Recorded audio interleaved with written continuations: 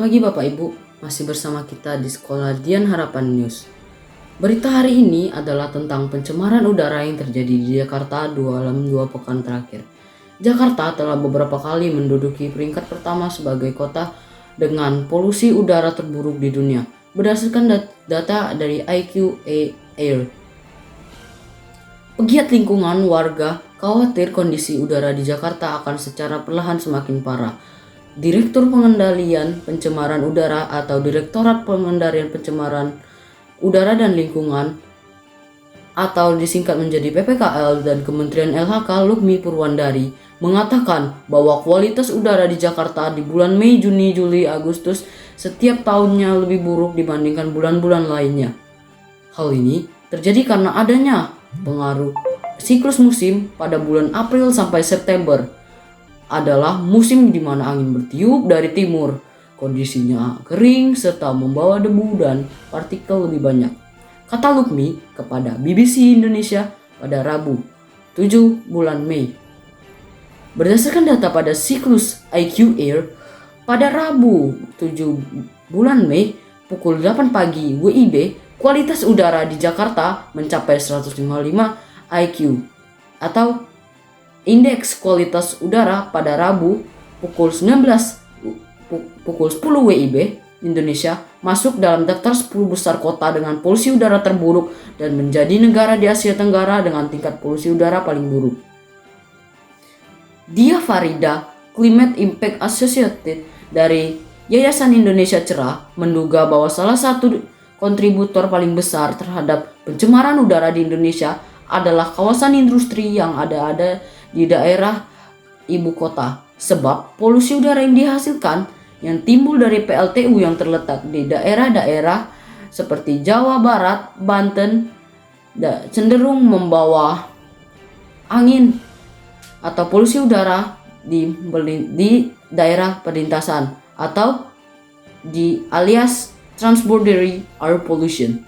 Di Jawa Barat banyak kawasan pabrik seperti Karawang, terus di Banten, di Suralaya, itu ada PLTU, ada pembakaran batu bara.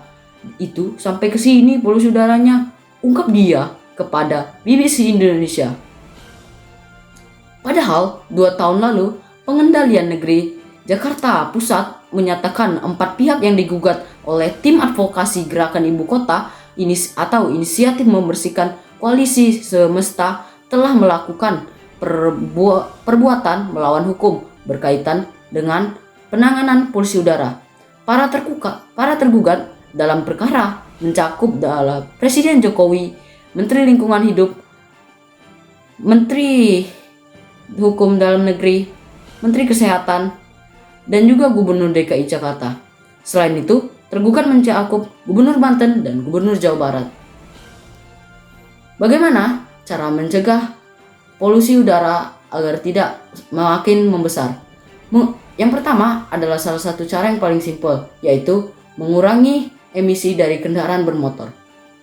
Meningkatkan efisiensi bahan bakar kendaraan, menggunakan kendaraan yang lebih hemat bahan bakar, memperbaiki dan merawat kendaraan secara rutin, serta mengurangi penggunaan kendaraan pribadi dengan beralih ke transportasi umum, bersepeda ataupun berjalan kaki.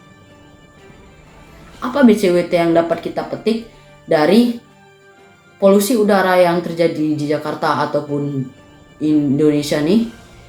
Dalam Kejadian 1 ayat 28, Allah berfirman, Allah memberkati mereka, lalu Allah berfirman kepada mereka, beranak cuculah dan bertambah banyak, penuhilah bumi dan taklukkanlah itu, berkuasalah atas ikan-ikan di laut dan burung-burung di udara, dan atas segala binatang yang merayap di bumi.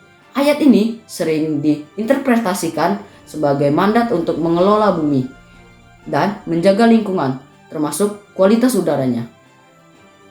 Dan juga penggunaan sumber daya alam yang tidak bertanggung jawab dapat dianggap sebagai pelanggaran dari firman Tuhan ini.